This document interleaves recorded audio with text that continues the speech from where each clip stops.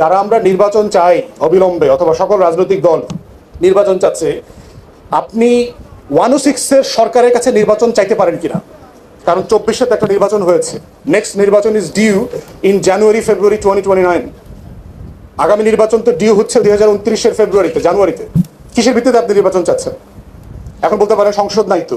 তাহলে সংসদ নাই, এ কারণেই তো 106 রেফার করে নির্বাহী সকল কার্যক্রম কন্টিনিউ করবার এখতিয়ার সুপ্রিম কোর্ট দিয়েছে আপনাকে, যেন আপনি কাজ চালাই যেতে পারেন। সেভাবে কাজ চালাইতেছে, বিটিভিতে বাজেট পেশ করতেছে, যা যা যেখানে অ্যাপয়েন্টমেন্ট করা দরকার করতেছে, ট্যাক্স ভ্যাট বাড়াইতেছে, রিফর্ম অর্ডিন্যান্স দিয়ে দেশ চালাইতেছে।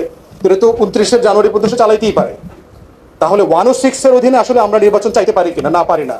তাহলে যারা নির্বাচন চাইতেছেন বাই ডিফল্ট তাকে জুলাই সনদের অধীনে নির্বাচন চাইতে হবে, গণঅভ্যুত্থানের অধীনে নির্বাচন চাইতে হবে। আদারওয়াইজ ফেব্রুয়ারিতে নির্বাচন চাওয়ার কোনো এখতিয়ার নাই।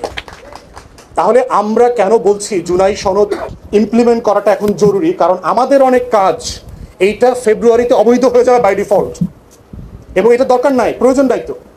এখন প্রশ্ন হচ্ছে যে ইনস্ট্রুমেন্ট কি হবে এটাকে বৈধতা দেওয়ার? বিয়ে সাথে ছাড়া তো সন্তান হয়ে গেছে, ভাই এখন বিয়ে পড়ায় দেন, ইজি তো। এখন হুজুর ডাইকে বিয়ে পড়ায় দেন, এখন কাজী ডাইকে নিবন্ধন করেন, সুযোগ আছে তো।